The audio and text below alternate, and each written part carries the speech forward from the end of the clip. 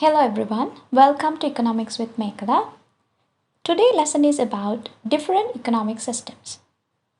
Today we'll be discussing about different economic systems like traditional economic system, command economic system, market economic system, and mixed economic system in this lesson. First, let's find out what is an economic system. We all know as economic agents or as governments or the society. We are facing the problem of scarcity, where we do not have sufficient resources to satisfy unlimited wants of people. So, an economic system is how the society and the governments try to solve the problem of scarcity by answering basic economic questions. You must be wondering, what are these basic economic questions? In your study of economics, we'll be learning about four economic questions.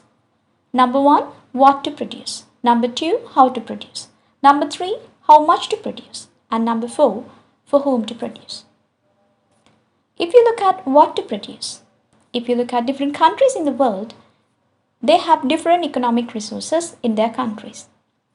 For an instance, if you look at Sri Lanka, we cannot produce automobiles locally and we import them because we do not have sufficient technology, investment, and other resources to produce automobiles locally.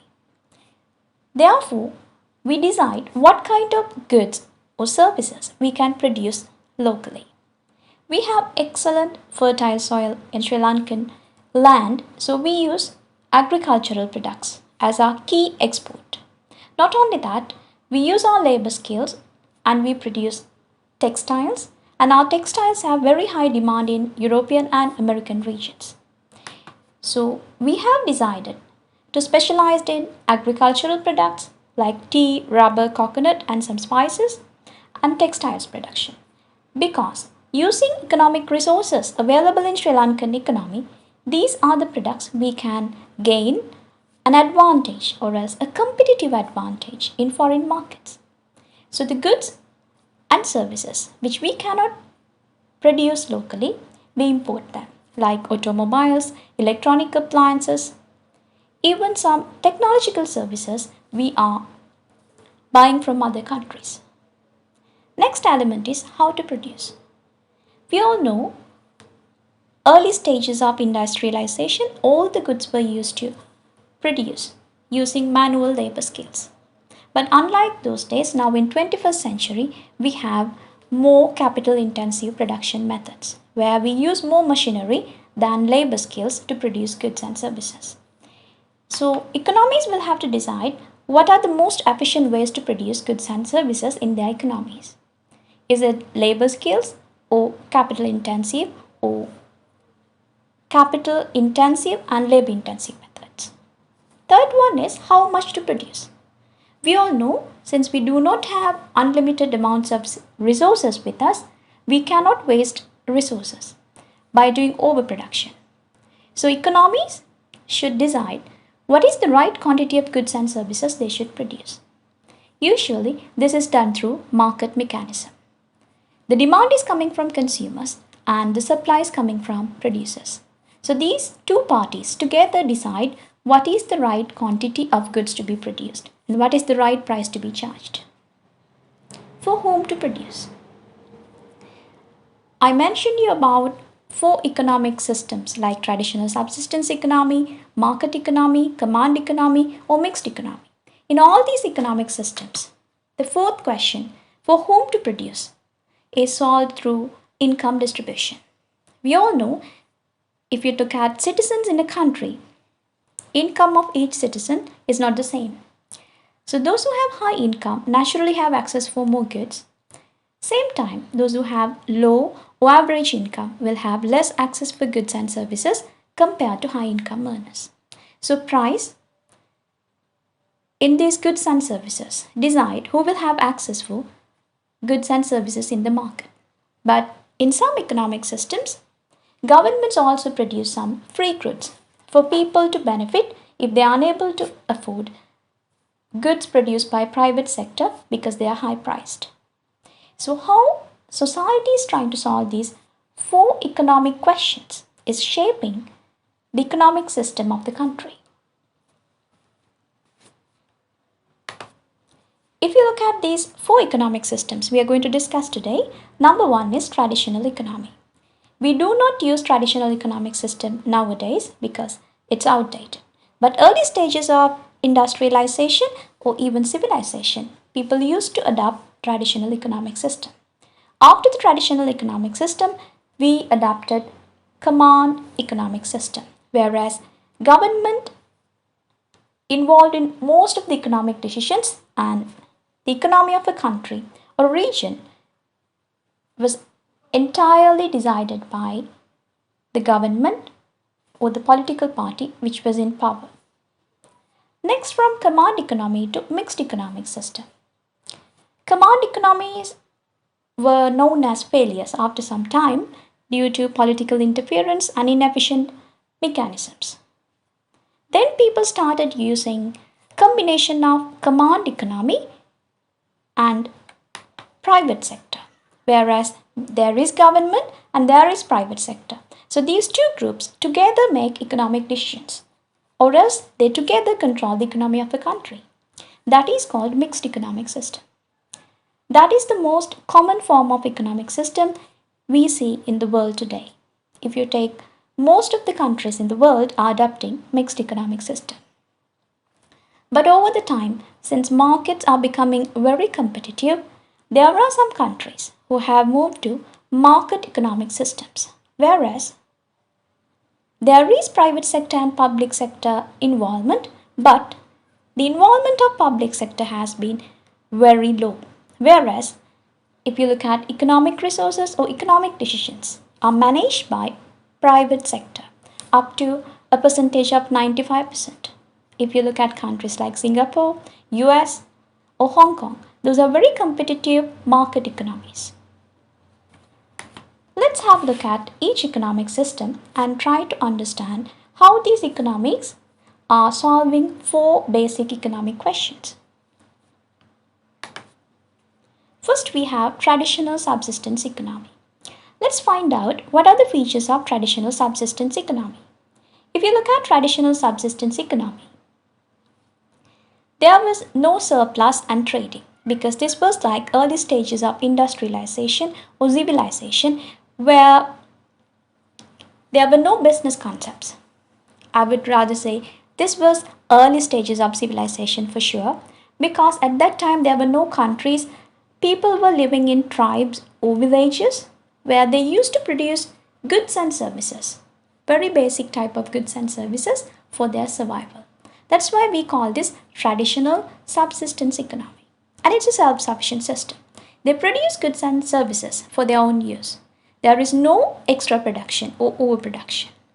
They did not have any concepts like profit, and they did not use money for trading. Basically, there was no trading between villages or tribes. As a result, no wealth accumulation. If you take nowadays, people accumulate wealth in different forms, in fixed assets, in money market products, in form of money. But those days, since people did not have concepts of money, profit, businesses, there was no wealth accumulation. So how did people exchange their goods? They exchanged their goods using a system called barter system. Barter system is exchanging goods and services, but without involving money. It's just like a carrot farmer exchanges goods with a rice farmer. So that is an exchange for some quantities of rice, exchange for some quantities of carrot. So in this exchange, there was no money involvement. This was the system people used to exchange goods and services at the early stages of civilization, but later this became inefficient because we couldn't have proper measurements. Just like, how do we measure? 1 kilogram of carrot is equal to how many kilograms of rice? Therefore, over the time, traditional subsistence economy disappeared. The development of the civilization started, people started discovering wheel. Together with these fantastic discoveries, they started inventing new concepts like businesses, profits, countries, and trading between countries. Therefore, traditional subsistence economy we cannot find nowadays. But in some Asian or sub Saharan African countries, there can be rural villages, there can be rural economies. We can identify some characteristics of traditional subsistence economies. Let's move into the next economic system, that is command economy. Gradually, when the civilization was happening and when people start discovering new things and people started discovering new concepts like money, businesses, profits, countries, trading, then they started adopting a new economic system that is called command economy. A very common example for a command economic system is Soviet Union. We all know Soviet Union collapsed around 1970s, but there were many countries aligned to Soviet Union and these countries were under central planning body, one government for all the countries in Soviet Union. So let's find out how did they solve these four economic questions. What to produce? In Soviet Union, there was a central planning body. Actually, that was the Communist Party which was in power. So they appointed a central planning body. Their duty is to plan for future, probably for another 5 years' time. So they decided what type of goods they should produce for the citizens in their union. So they decided priority must be given for goods like food, clothing, healthcare sector, or education, and even transport. So there was no market mechanism involved. How to produce? We all know, if you look at our history, before 1970s, we started industrialization. So at that time, there were many factories around the world and there were many production companies. And government appointed central planning body had appointed managers for these factories. So they had flexibility to decide what type of goods they are going to produce. Not only that, what is the production method? Since I mentioned these are the early stages of industrialization, they mostly used manual labor, but there was involvement of capital intensive methods as well. So they decided how they are going to produce their food items or clothing items or even healthcare products. How many to produce? Nowadays we decide how many goods to be produced looking at the market demand and the supply from producers. But in a command economic system, this did not happen like this. Managers, they had monetary targets given by the central planning body. It's just like they have given them a budget and within the budget they have to cover up their production cost. Or else within the budget they have to decide how many goods to be produced and how these goods should be priced. So that was very inefficient system. And if you watch some videos in YouTube about Soviet Union, you might find people were standing in queues to buy their basic needs like food and clothing because there were shortages. That shows an inefficient allocation of resources. If you look at for whom to produce, they decided for whom to produce looking at income distribution.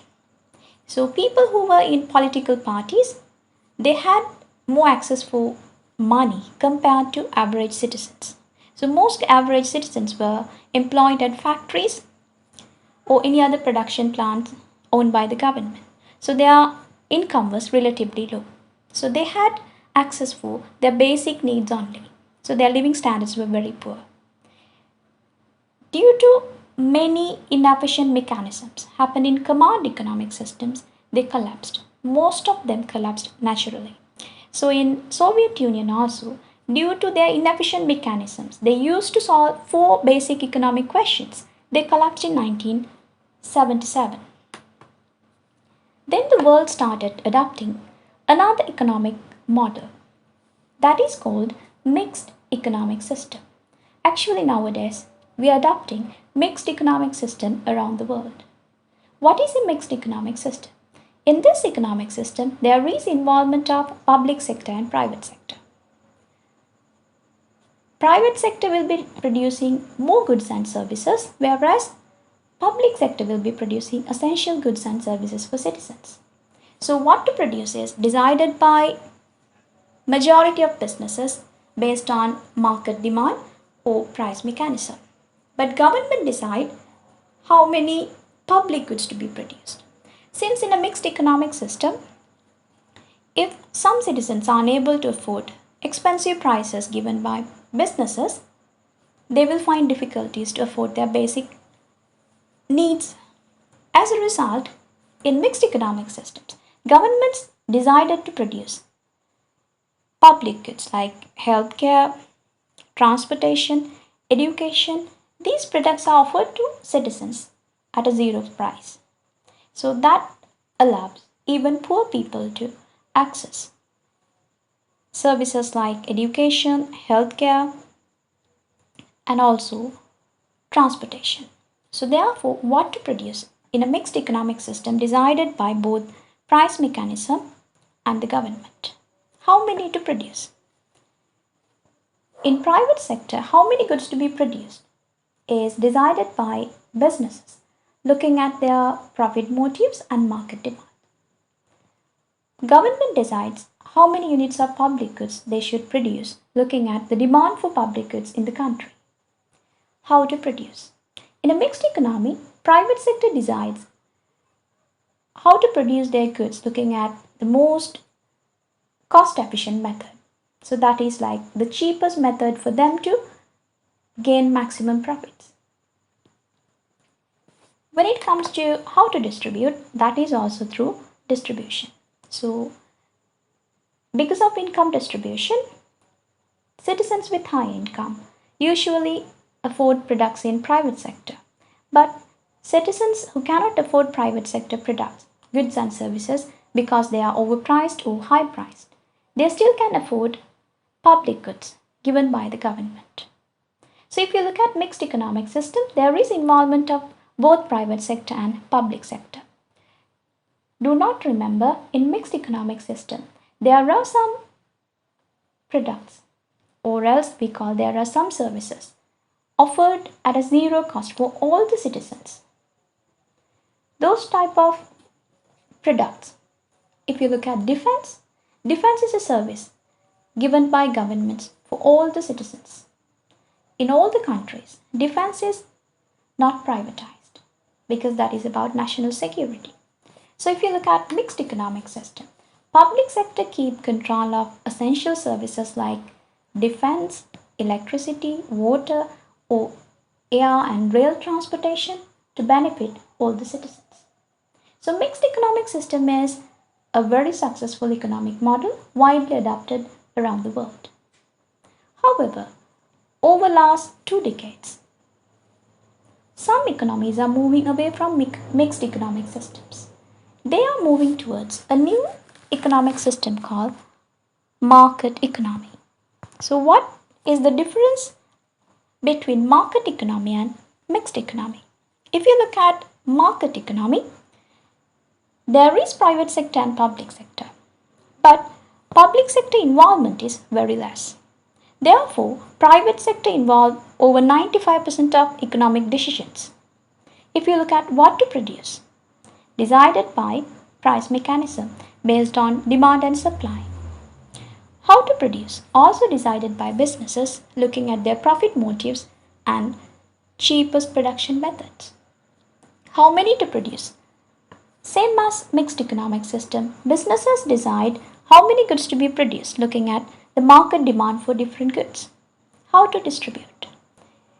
Since market economies are very competitive, in market economies we find variety of goods and services. But these goods and services are relatively high priced. So therefore high income earners have more choices in market economies, whereas low income earners would depend on public goods. But if you look at examples for market economies, United States, Singapore or Hong Kong, all these countries are known to be high income countries or else developed countries. So their GDP per capita or GDP is relatively higher than other countries in the world. Therefore, most of the citizens in the country can afford products produced by private sector. Therefore, essential services like defense, healthcare, or else electricity, or ports, or air transportation is controlled by public sector because those areas we cannot privatize. So the difference between a mixed economy and a market economies have involvement of private sector just like more than 95%. If you look at the United States and Singapore, known to be the most competitive economic systems in the world, they show characteristics of market economies. Let's have a look at a few examples for each economic system. Since traditional subsistence economy does not exist anymore, if you look at mixed economic system, countries like Germany, India, Sri Lanka, most of the countries, they adopt mixed economic system.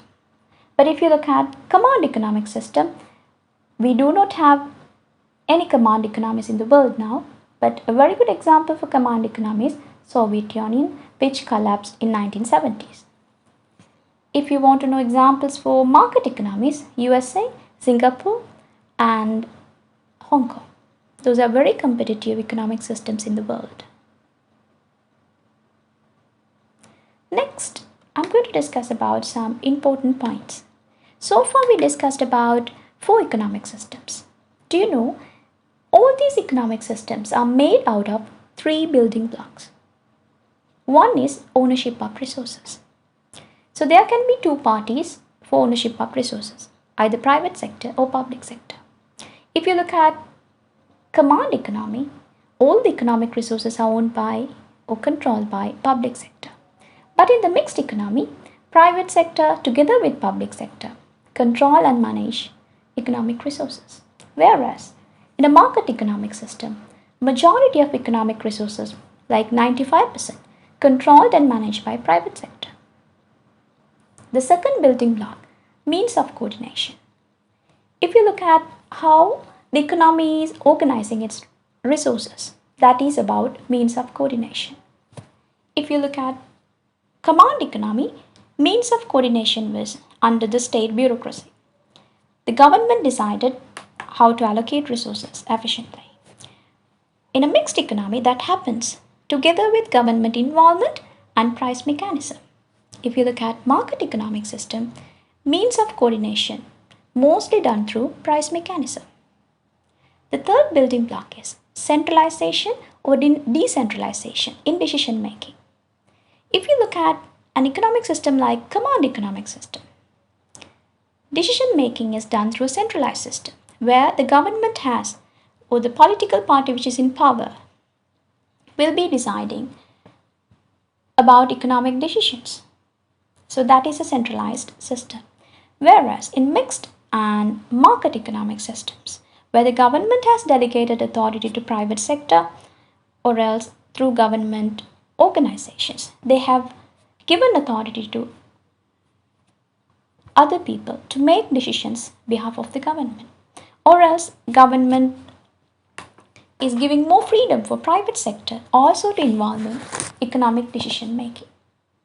So remember, if you look at these 3 building blocks, from command economy to mixed economy and to market economic system, how these building blocks have been used are different.